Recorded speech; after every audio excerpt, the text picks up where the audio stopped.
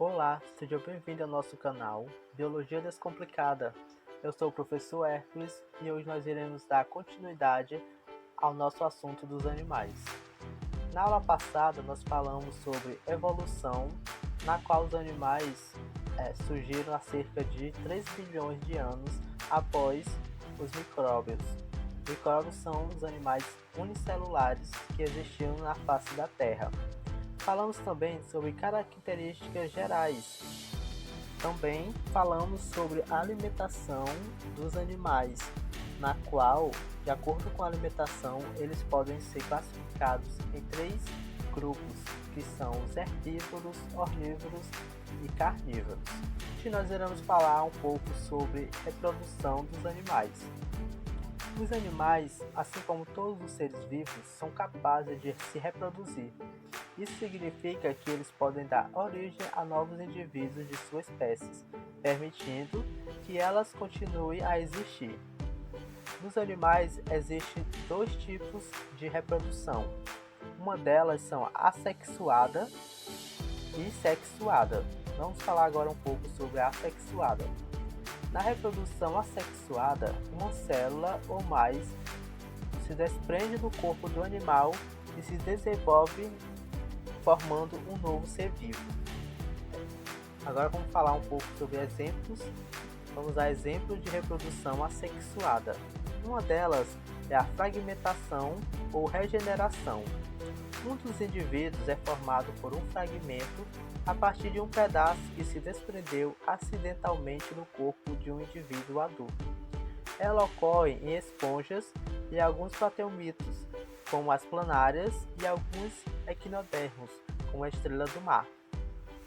Aqui nós temos um exemplo, na qual o indivíduo aqui ele é dividido em 4 partes, e cada parte dessa surge um novo animal. Essa é um exemplo da fragmentação ou regeneração.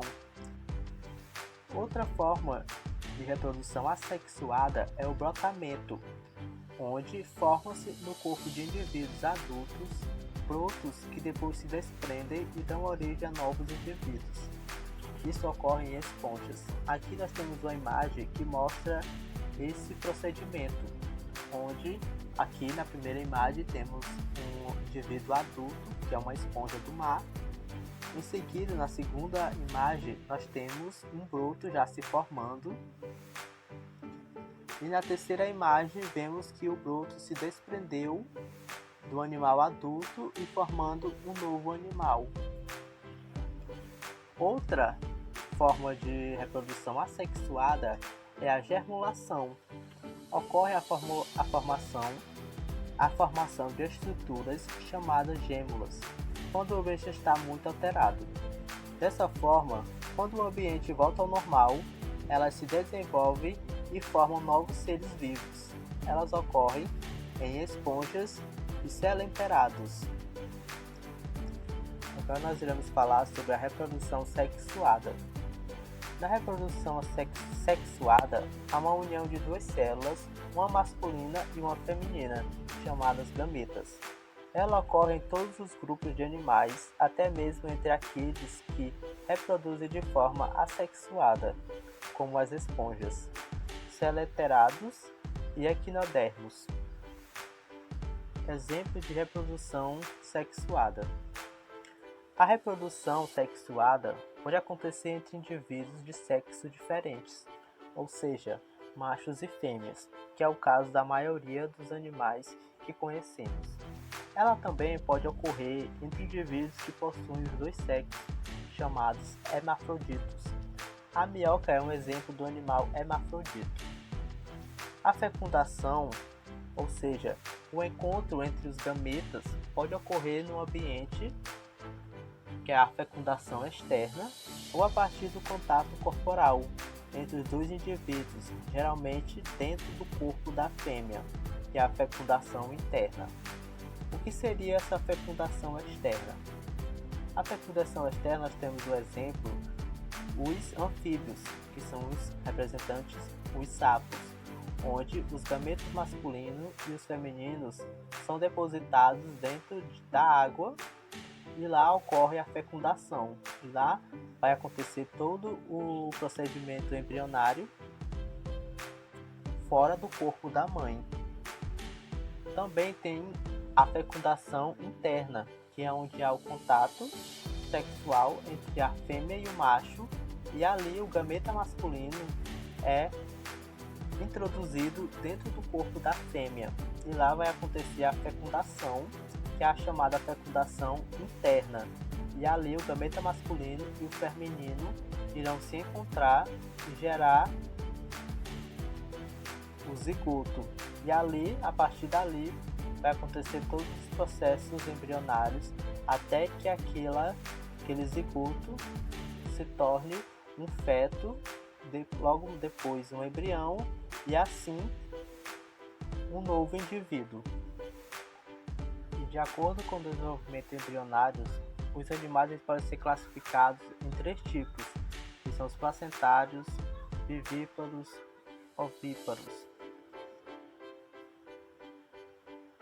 Ou seja, os placentários são aqueles que possuem embrião interno, ou seja, todas as trocas gasosas, alimentação, tudo que é necessário para a sobrevivência do feto vai ser realizado de acordo com a placenta. Já nos marsupiais, que são os vivíparos, esse processo vai ser um pouco diferente. Vai acontecer a fecundação interna e o embrião vai ser gerado na barriga da mãe, da fêmea.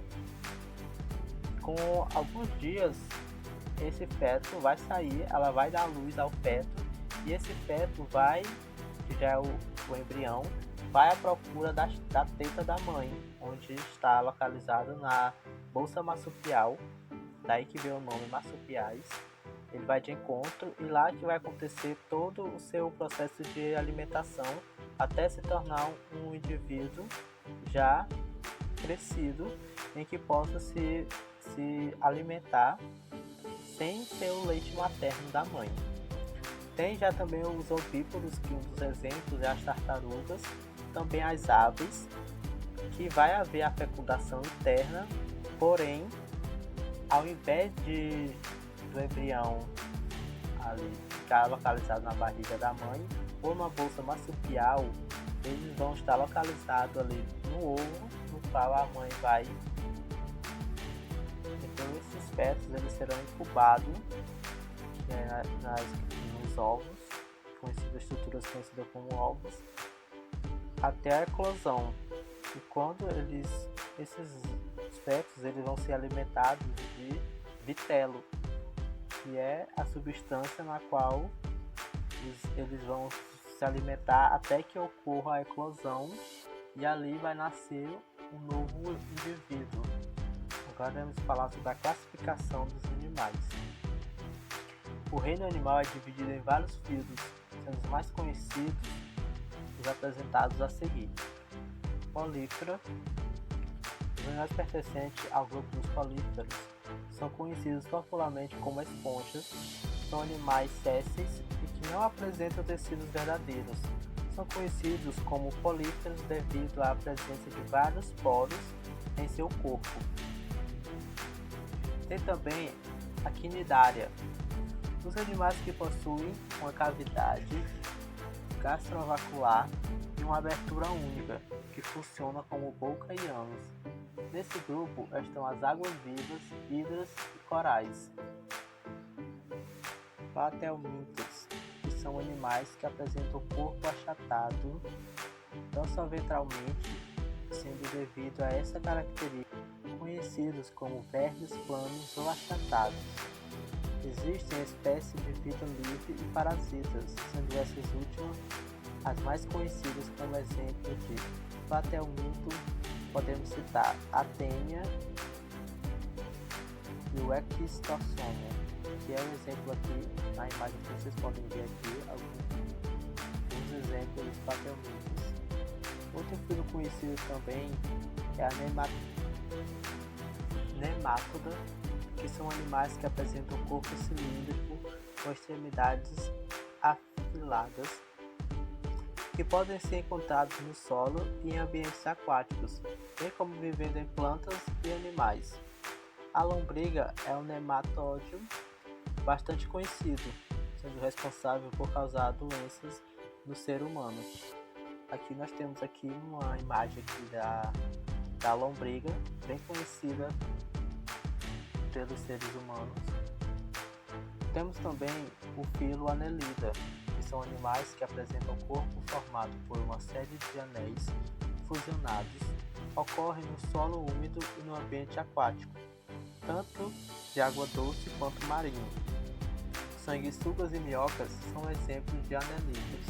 Aqui é um exemplo de anelídeos, aqui na imagem que vocês podem ver é uma minhoca, que é um exemplo do filo Annelida. Temos também o filo Molusca, que todos os moluscos apresentam um corpo mole, o qual pode ser ou não protegido por uma concha. São encontrados em diferentes ambientes, porém a maioria é marinho. Como exemplo de moluscos, podemos citar lesmas, polvos, lulas e mariscos. Outro filo que possui nos animais é o artrópoda, que é o maior grupo de animais conhecido, apresentado mais de 1 milhão de espécies. São encontrados em todos os ambientes e apresentam como características marcantes a presença de um exoesqueleto quintinoso e apêndices articulados. Nesse grupo temos como representantes os insetos, aranhas, escorpiões, carrapatos, ácaros, lagostas, camarões, lacraias e empoais. Temos também o filo Echinodermata. São animais que vivem no ambiente marinho e apresentam o endoesqueleto formado por placas calcárias rígidas. Muitos equinodermos apresentam espinhos recobridos em seu corpo. Estrela do mar, ouriço do mar fazem parte desse grupo. Aqui na imagem vocês podem ver exemplos do filo Echinodermata. Temos também o filo Chordata, que todos os chordatos compartilham 4 características básicas: presença de notocorda, cordão nervoso dorsal oco, fendas faringianas e uma cauda muscular pós-anal. Apesar de não ser o grupo mais numeroso de animais, os chordatos se destacam como o grupo mais conhecido, uma vez que nesse grupo estão os vertebrados cordados com coluna vertebral. No grupo dos vertebrados temos os peixes, anfíbios, répteis, aves e mamíferos, nos quais os homens estão neste filo aqui, que são os chordados. E já quero lembrar vocês que todos esses filos aqui eles serão estudados mais a fundo, mais à frente. Iremos explicar características de cada um desses filos. Então, de já quero agradecer a presença de cada um de vocês e espero que vocês tenham gostado. E nos veremos nas próximas aulas. Tchau, tchau e até mais.